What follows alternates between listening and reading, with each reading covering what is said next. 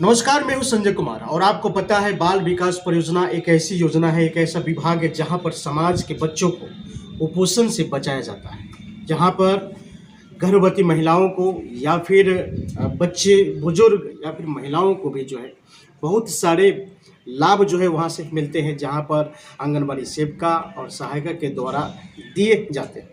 उसी के एक आईसीडीएस विभाग है जहां पर उस विभाग के गाइडलाइन के अनुसार आंगनबाड़ी सेविका और सहायिका तमाम मुद्दों पर जो है वो अपने वर्क पर जो है काम करती है।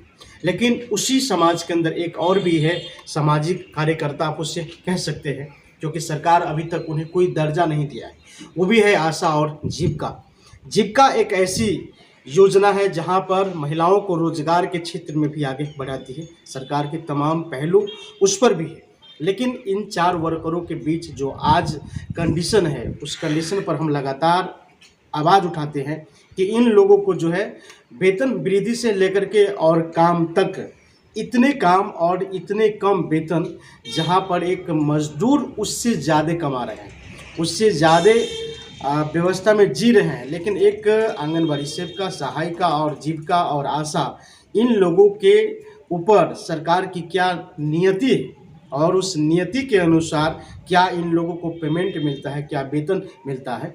आज तक ये लोग इसी प्रकार की बातें करते हैं और इसी बात को लागू करने के लिए पूरी भारत के प्रदेश में हर जगह, हर चौक चौराहे पर धरना प्रदर्शन जारी होता है, जहां पर आंगनबाड़ी सेविका और सहायिका और आशा और जीविका, ये चारों वर्करों महिलाएं के ऊपर लगातार जो है धरना प्रदर्शन जारी है। अगर हम बात करें दिल्ली के जंतर मंतर से लेकर के बिहार के राजधानी पटना तक जो है पूरे जगहों का जो है घेराव किया जाता है और कहा जाता है कि महिलाओं को जो है आगे बढ़ाओ, महिलाओं के रोजगार दो।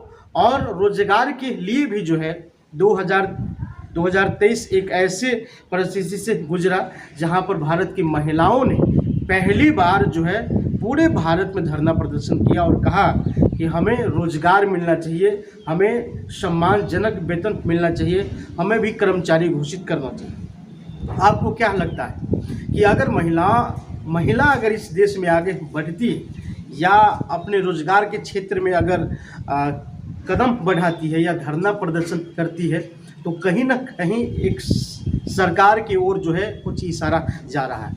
लेकिन उस इशारे की हम बात करेंगे अब, क्योंकि अब जो है लोकसभा चुनाव के लिए भारत में जो है आचार संहिता लागू हो गया है। और आचार संहिता लागू होने से पहले तमाम विपक्षी पार्टी इन्हीं चार वर्करों के ऊपर, आंगनबाड़ी सेविका, सहायिका, जीविका और आशा के ऊपर वोट लेने के लिए तमाम पॉलिटिशियन की जाती थी, इन सभी के ऊपर राजनीति की जाती थी कि इन लोगों को जो है वेतन में वृद्धि हो, इन लोगों को हर स्टेट के आंगनबाड़ी सेविका, सहायिका, जीविका के पेमेंट में जो है वृद्धि हो। लेकिन अब आचार संहिता लगते ही ये मामला खत्म हो चुका है। इन लोगों का आवाज़ उठाने के लिए अब कोई भी ऐसे पॉलिटिशियन पार्टी विपक्षी नहीं है जहां पर इन लोगों का सदन में या पार्लियामेंट में आवाज़ उठे। लेकिन क्या हो सकता है 2024 के लोकसभा चुनाव पर?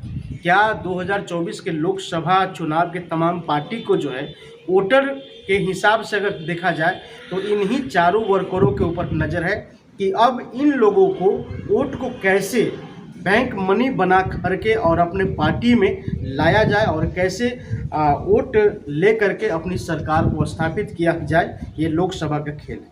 लेकिन लोकसभा से पहले, लोकसभा चुनाव घोषित होने से पहले हिमाचल प्रदेश के एक कांग्रेस के नेता ने कहा कि आंगनबाड़ी सेविका और सहायिका, आशा और जीविका, इन लोगों के वेतन लागू होना चाहिए। उसने घोषणा कितना किया?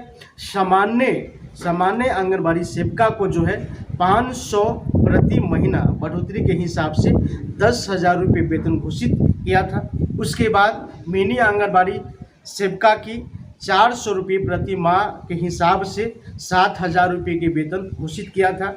और आंगनबाड़ी सहायिका और आशा कार्यकर्ता को 300 रुपये प्रति माह बढ़ोतरी के हिसाब से 5500 रुपये वेतन घोषणा किया था। लेकिन ये घोषणा के बावजूद भी जो है बताया कि लोकसभा चुनाव से पहले, आचार संहिता लगने से पहले जो है घोषित कर दिया जाएगा। लेकिन आचार संहिता लागू हो गया लेकिन घोषित हुआ नहीं। आखिर क्यों नहीं हुआ? सवाल ये है कि सरकार ने जब वादा किया तो वादे पर अपने क्यों नहीं उतरा, लेकिन आचार संहिता लागू हो जाने के बाद क्या आपको लगता है कि लागू हो सकता है? क्या सरकार घोषित करके लागू कर सकता है? इसी बीच कई प्रकार की बयान आती है। इसी बीच स्मृति ईरानी ने बोली कि आंगनबाड़ी सेविका, सहायिका, आशा, जीविका को मात्र 4 घंटे के लिए वर्क दिए जाते हैं और 4 घंटे की जो पेमेंट होगा वही पेमेंट मिलेगा। दूसरी बात, और भी कई प्रतिनिधि और भी कई नेताओं के बयान आया, जैसे राहुल गांधी का बयान भी आया कि अगर उनकी सरकार, अगर कांग्रेस की सरकार अगर बनती है तो पूरे भारत में जो है आंगनबाड़ी सेविका, सहायिका, जीविका और आशा और अन्य महिलाओं की भी उन्होंने बात किया, जहां पर बताया कि करोड़ों महिलाओं के खाते में एक साल पूर्ते ही उनके अकाउंट में 1 लाख रुपया डाल दिए जाएंगे और जो आशा, सेविका, सहायिका, जीविका है, इनके वेतन में जो है बढ़ोतरी किया जाएगा, सीधे डबल किया जाएगा। तो क्या हम इसको मान सकते हैं? आखिर एक तरफ जो वर्तमान सरकार है, उनके पार्टी की लीडर कहती है स्मृति ईरानी कि मात्र हम 4 घंटे वर्क कराते हैं और 4 घंटे में जो इनका वेतन है 4,000, 5,000, 6,000 तक उतने ही देंगे। दूसरी पार्टी ये कह रहा है कि हम लाखों रुपए देंगे। तो क्या यह फिर से 2014 की चुनाव के जैसे जुमलेबाजी है, या फिर इसके ऊपर राहुल गांधी या स्मृति ईरानी का जो बयान है उसको सुनने के बाद आपको क्या लगता है? हम चाहेंगे समाज के अंदर एक ऐसी जागरूक आए, एक ऐसी व्यवस्था बने जहां पर पढ़े लिखे शिक्षित महिलाओं से लेकर के और बिना पढ़े लिखे महिलाओं तक भी जो है जागरूक हो जाए। अगर बात करेंगे पहले की, हम आपको ले चल रहे हैं लगभग 20 साल पीछे की, तो जितना इन लोगों के नहीं आने पर जो व्यवस्था था वो और आज आने के बाद किस प्रकार से व्यवस्था और कैसे इन व्यवस्थाओं में जो है लागू किया जा रहा है, उन तमाम मुद्दों पर हम चाहेंगे कि आप इस एक मेरे इस चैनल के एपिसोड को देखें और तब आपको समझ में आएगा कि इस चैनल को किस प्रकार से सरकार के द्वारा आगे बढ़ाने का भी मौका मिले। और आपको बता देना चाहते हैं, बिहार में जिस प्रकार से बिहार में नीतीश कुमार और केंद्र में जो है बीजेपी की सरकार है और नीतीश कुमार उन्हीं के साथ एनडीए में शामिल है, और तब अगर बिहार में भी अगर आंगनबाड़ी सेविका, सहायिका और जीविका की अगर मांग नहीं होती है तो एक सबसे बड़ा मुद्दा उभर करके आपके सामने आएगा लोकसभा चुनाव के नज़दीक में।